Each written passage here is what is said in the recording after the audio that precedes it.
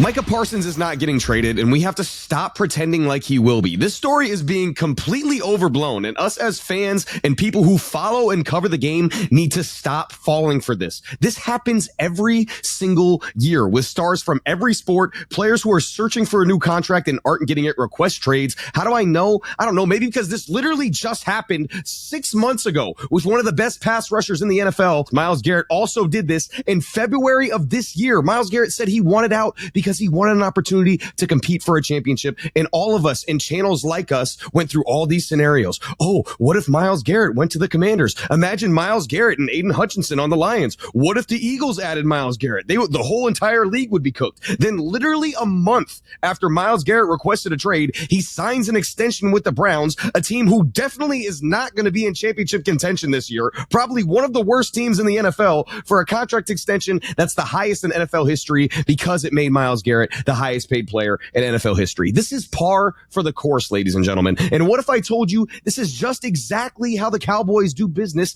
every single year? You want an example? How about literally last year, the Dallas Cowboys did it with Dak Prescott. They dragged this all the way out until hours before the week 1 kickoff, and then they made him the highest paid player in the history of the NFL. You want another example? How about 2 years ago with CeeDee Lamb? They did the exact same thing. They dragged it out. CeeDee Lamb held out, but this time they signed him with a week to spare before the regular season and made him the second highest paid wide receiver of all time. And you want another example? How about 6 years ago when Ezekiel Elliott wanted an extension? Zeke held out and was literally just chilling in Cabo. And then a few days before the regular season, they made him the highest paid running back of all time. The Cowboys play on opening night this year, Thursday, September 4th. So Micah Parsons is going to sign a 4-year extension anywhere between $165 and $180 million with the Dallas Cowboys, anywhere from a week before the regular season to the day of the game, anywhere in that range. That's what Micah Parsons is going to get. And all of us are going to look back on this and wonder why we wasted our breath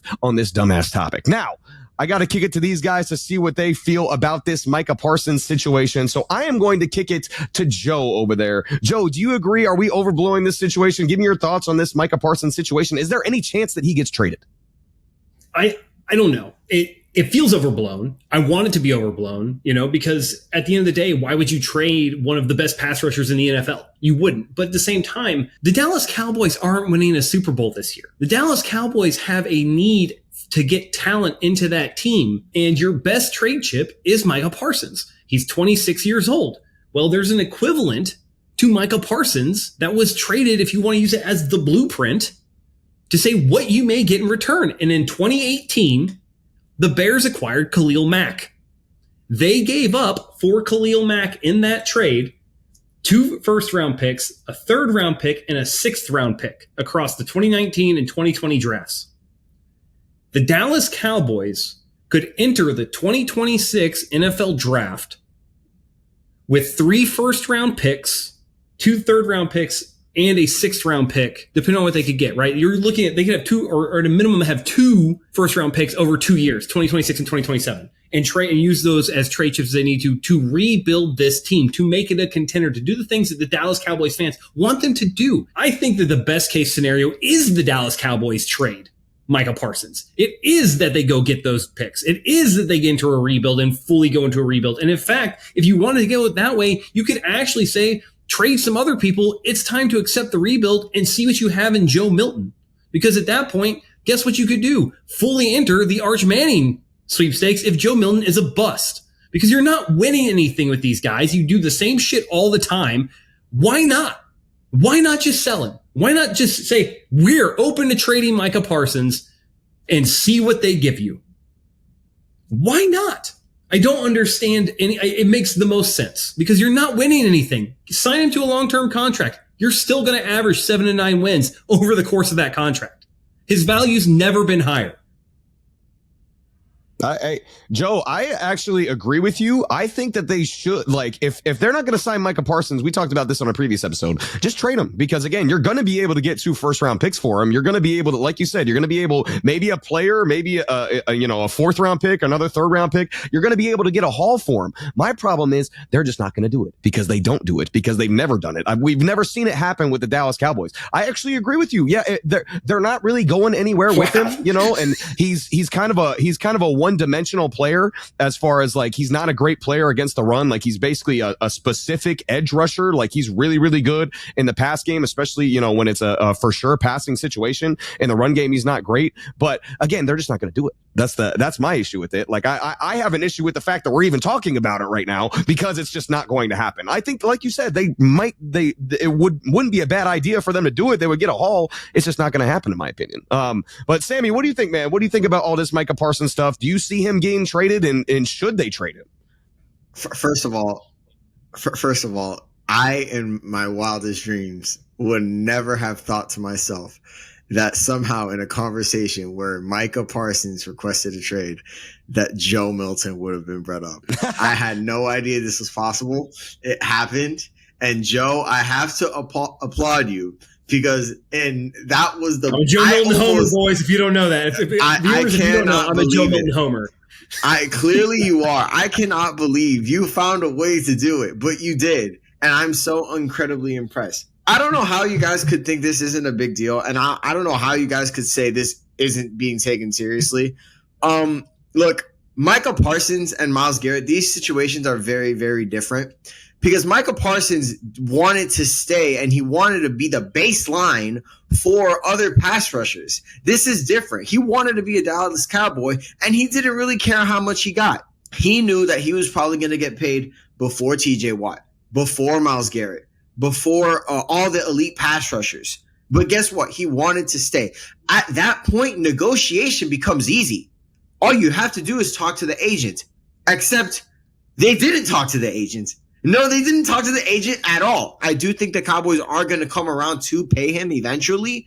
But the problem begins at the fact that you didn't want to pay him for cheaper earlier. And you want to know who you paid first? Let's talk about who the Cowboys have extended since Micah Parsons got drafted. Let's talk about that for a second. So they've extended CeeDee Lamb. Absolutely 1,000% deserves it. Dak Prescott. Of course, he had a career year before he got this extension. Let's see who else. Trayvon Diggs. Solid corner, but he's been pretty hurt. Let's talk about Terrence Steele. They extended him. Also Odigizua. They extended him. Jake Ferguson. They extended him. Mind you, these players are not going to take you over the top like a Micah Parsons is. And you could always get another tight end, but I guarantee you could probably draft a better tackle given the Cowboys' track record than Terrence Steele. And as for a defensive tackle, also Odigizua, I get it. It's a relatively nice price. Oh my goodness, I can only imagine this defensive class tackle, this year's class of defensive tackle. I guarantee you about 4 or 5 of those players are probably going to be better than Osa Odigizua in the next couple of years. Guys, I don't know if you read his tweet. This feels serious. And I promise you this, and I understand, Matt, you're probably thinking to yourself, this happens all the time. This is not, nobody from Micah's PR team wrote this. This is from Micah Parsons himself. You could tell from the amount of run-on sentences. I could barely read the freaking tweet when I read it. I couldn't believe it. And mind you, this is not to say Micah Parsons is illiterate by any means. Ladies and gentlemen, that's not what I'm saying right now, okay? Don't put words in my mouth. Good save, buddy. But that's not what I'm saying. The point I'm trying to make is that this felt like Micah Parsons talking. This didn't feel like his agent. This didn't feel like his PR. It didn't feel like anybody except Micah Parsons. I say we do take this seriously. I don't understand how you can't take this seriously. Everything about what the relationship between Micah Parsons and the Cowboys has been tarnished, and it's because of Jerry Jones. It's because of the Jones family. They could have solved this a couple of years ago, but they refused to communicate. And they did it to the wrong guy. The guy who has had 10 plus sacks every year of his career and has been an all-pro almost every year of his career. But you had a chance to get Micah Parsons for a lower value than a Myles Garrett, than a TJ Watt, etc. And you didn't do it. And that is an absolutely pitiful excuse. I understand they might give him this contract. They might give him a contract later on, but I'm not really sure if Micah Parsons is really going to accept it. Here's my problem. I agree with a lot of what you said about the Cowboys organization, Sammy. The Cowboys have a horrible organization. Everybody knows it. They do business in a terrible way. This happens every single year. I just detailed how these extensions get dragged on every single year. However, my problem with what you said, and the reason why I'm not taking it seriously, is because he types this whole message out on Twitter, right? Super heartfelt message, right? Where was he the next day?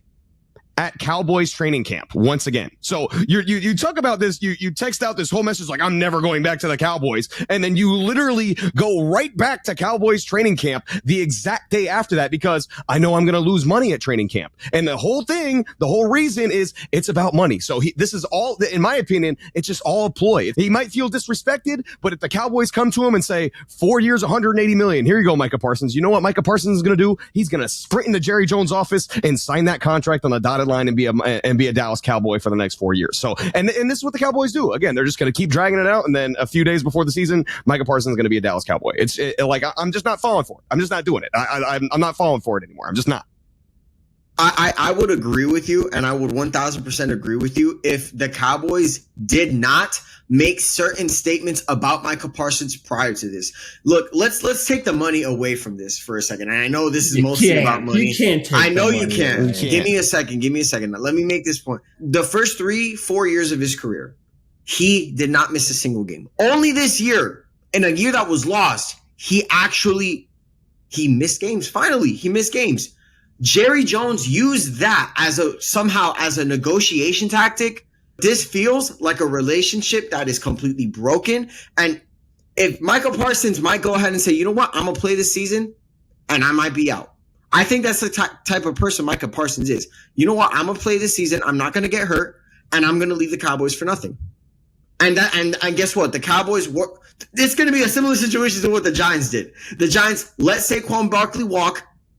Saquon Barkley wanted an extension. Saquon Barkley, you know what? I'm going to play through this contract, but then I'm leaving. You better trade me. And what happened? I think this is going to be a similar situation to that. I think this is going to be a similar situation to Lamar Jackson, where everybody was like, oh, Lamar Jackson's gone. The Ravens don't want to pay him. Lamar Jackson wants to be out. Lamar Jackson wants to be traded. And then sure enough, what happens before the regular season starts? Lamar Jackson's still a Baltimore Raven. To be fair, the Lamar Jackson thing, they gave 31 teams a chance. Yeah, I mean, they gave 31 teams a chance. You don't think teams are trying to trade for Micah Parsons right now? I mean, I'm just saying 31 teams had an opportunity to offer him a contract and it would have cost him a first-round pick. That's the deal that the Ravens went with. Now, was it a negotiation tactic to say, hey, this is what we're going to offer you if he'll match it or do something like that? Sure, but I get your point. I'm just saying, like... And all 31 other NFL teams have an opportunity to offer 2 first-round picks and $180 million to get Micah Parsons. So they're picking up the phones.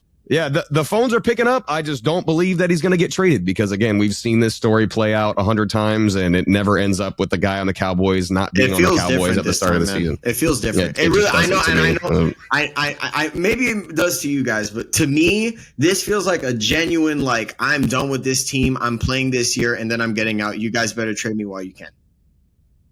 I mean, I guess it remains to be seen, but I'm not buying what the Dallas Cowboys or Micah Parsons are selling right now. I think it's going to be a typical Dallas Cowboys. We're going to get 2 days before the regular season, and breaking news, Adam Schefter reports Micah Parsons, 4 years, $180 million to the Dallas Cowboys. So I guess it remains to be seen, but I'm not buying it. I'm not buying it, Cowboys. We're going to have to, I'm going to have to see it to believe it. This has been Between the Uprights. Football is life. The rest is just details.